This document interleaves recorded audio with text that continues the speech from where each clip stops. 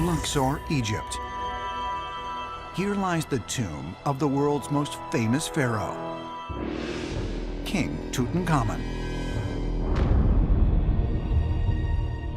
When it was discovered in 1922, completely intact and preserved after more than 3,000 years, it was considered one of the most significant archaeological discoveries of all time. But as spectacular a find as it was, almost a century later, new evidence has come to light that there may be much more to King Tut's final resting place than meets the eye. While examining high-resolution scans of the tomb, on September 28, 2015, British Egyptologist Nicholas Reeves found something remarkable: the possibility of two hidden passages connected directly to King Tut's burial chamber. There was a Spanish company who was recruited to scan the tomb of Tutankhamun in order to replicate it. It is through this high-definition photography scanning that Reeves noticed that on the north wall of the burial chamber, there are some cracks indicating the possibility of a door.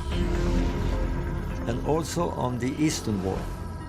So there's two possible chambers. Reeves took his laser images to Dr. Mamdouh al-Damati, who is the Minister of Antiquities in Egypt, and they both decided to dig further. They used thermal scanning, which tells you the exact density of the wall at every part, and they have confirmed that they might have discovered another passway or a chamber behind King Tut's burial chamber. Whether there are more buried treasures beyond the painted walls remains to be seen. But if so, Reeves has a theory. He believes the passageway may lead to the tomb of Queen Nefertiti, the wife of Pharaoh Akhenaten, who ruled during the 14th century BC. Reeves speculates that, in fact, Tutankhamun inherited the tomb of Nefertiti. The reason is this: the tomb of Tutankhamun is very unusual. It's rather small compared to the other pharaohs. All great kings of the Athenian dynasty have amazingly large tombs with storerooms and chambers and so forth. Tutankhamun's tomb, if it is his tomb, is very modest. But why would Nefertiti's tomb be hidden beyond King Tut's? Ancient astronaut theorists believe there may be a profound reason: that Queen Nefertiti was not of this world. Nefertiti's parents are unknown. On pictures, she's shown with one of these elongated heads. Now we know the gods, the old Egyptian gods, they had longer heads than we have. And according to the pyramid texts, sometimes they left the earth and then they returned again. So Nefertiti's parents were maybe extraterrestrials. King Akhenaten and his wife looked completely different than all the other ancient Egyptian kings. King Akhenaten always was depicted with an elongated skull, a bigger size hip, a belly that drools over his belt.